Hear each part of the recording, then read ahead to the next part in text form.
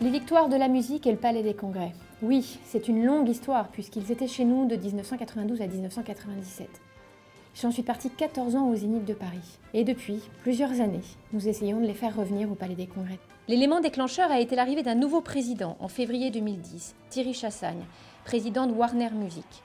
Il a souhaité créer une véritable rupture et donner une nouvelle impulsion à son événement. Plus glamour, plus festif.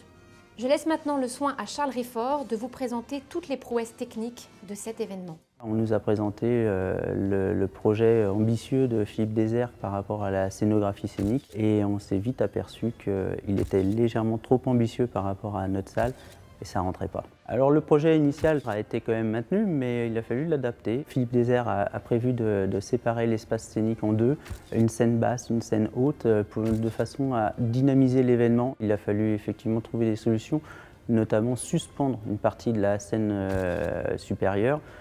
Et puis la partie arrière, elle était reposée sur le plateau et on a un bureau de contrôle qui a vérifié l'ensemble des notes de calcul du décorateur. On a travaillé étroitement avec les équipes de la production qui organisaient l'événement et nos équipes techniques, son, lumière, machinerie, vidéotransmission, logistique, ont participé à divers rendez-vous de façon à bien organiser les choses en amont et qu'on n'ait pas de surprise le jour J. De ce que j'ai vu, moi, des événements au Palais des Congrès, jamais un événement n'a été aussi gros, aussi lourd, aussi complexe. On utilisait toutes les loges, on a utilisé l'intégralité du plateau, on utilisait tous les équipements existants de la salle. La production a bien évidemment rapporté énormément de matériel, donc tout ça c'est exceptionnel. On était tous tendus, mais on rêve tous de vivre ça un jour, quoi.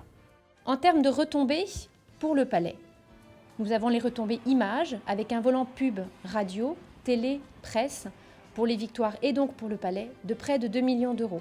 Nous avons eu des dizaines d'articles avant et après la soirée. Des artistes sont montés sur la scène du Palais des Congrès pour la première fois. Et très important, toute une profession au complet a été réunie pour l'événement. En termes de business, le chiffre d'affaires global de cette opération, en grande partie pendant les vacances scolaires, nous a rapporté près de 200 000 euros. Les Victoires cherchent à inscrire cet événement dans la durée. Nous discutons avec les Victoires de la musique pour 2012 et potentiellement les Victoires de la musique classique en 2012 et pour leurs 25 ans en 2013.